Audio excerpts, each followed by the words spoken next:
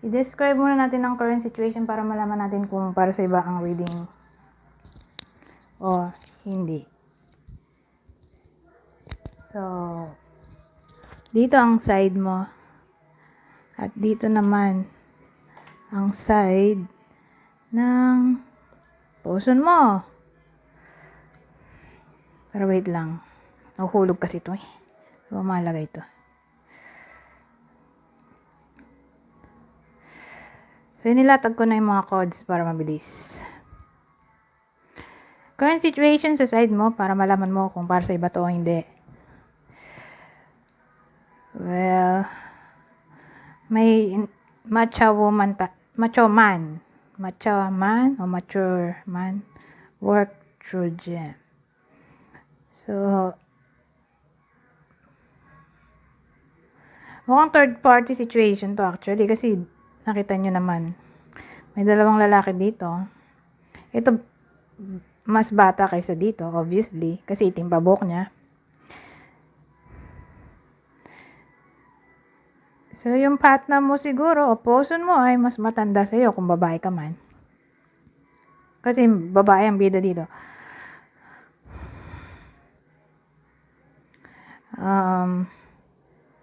Mas matanda siya sa'yo, pwede magka-workmate kayo.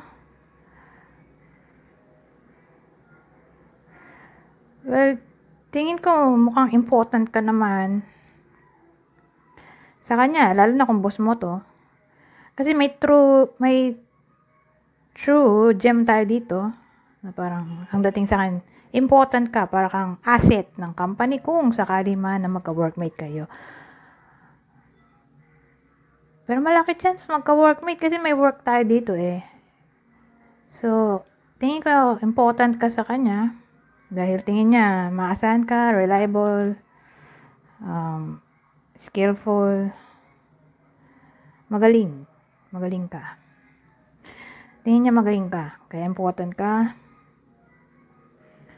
So, yan ang current situation mo. Mukhang may karelasyon ka na. At karelasyon mo to.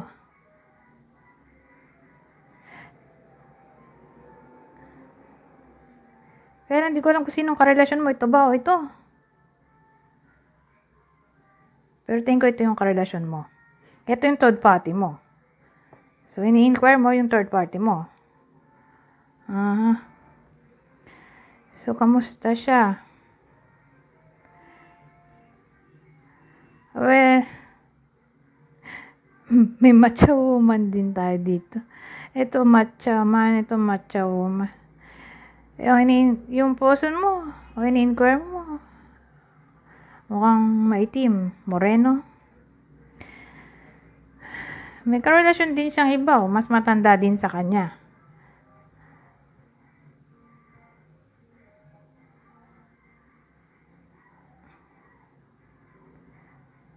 Pero sa case mo, mas matanda yung karelasyon mo kaysa sa iyo.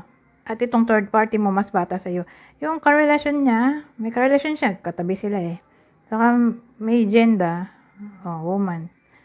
May ibang gender dito sa side niya. So, karelasyon niya to, probably, mas matanda sa kanya. Itong fun times, mukhang nagsasaya sila ngayon. So, yan ang current situation.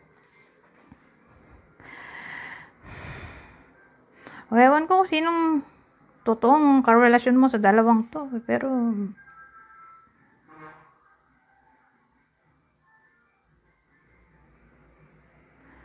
ito siguro third party mo. Tingin ko.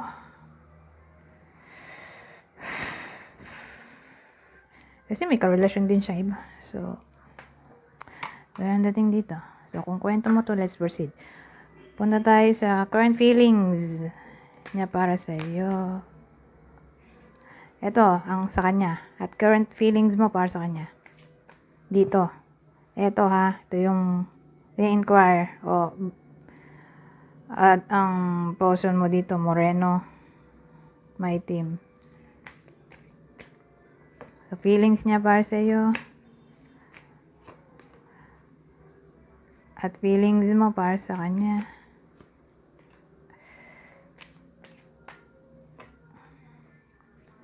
Puro baliktad Oh, pagugod ko naging dalawa. So, anong feelings mo? Hindi ka masaya ngayon. Sad ka nga daw.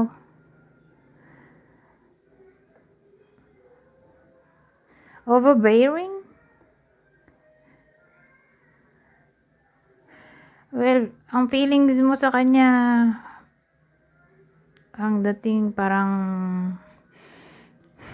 nahirapan ka sa sitwasyon nyo kasi ano daw siya, bully o parang ina-under ka niya. Authoritative tong lalaki sa iyo. Pero feeling mo wala siyang ambisyon. Wala siyang balak. Feeling mo wala siyang balak na seryosohin yung connection yung dalawa. Sa bagay, paano magiging seryoso to? Pare-pares kayong in a relationship.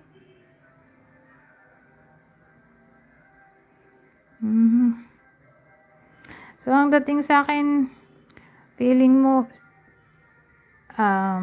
disappointed ka kasi tingin mo wala siyang balak hiwalayan yung puso niya para sa'yo. Ngayon, sa side niya, anong feelings niya para sa'yo?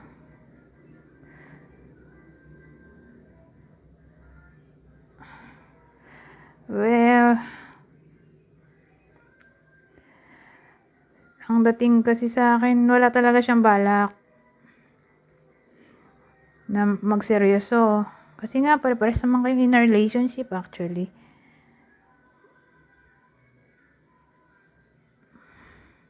Ang gusto lang niya talaga ay friends with benefits.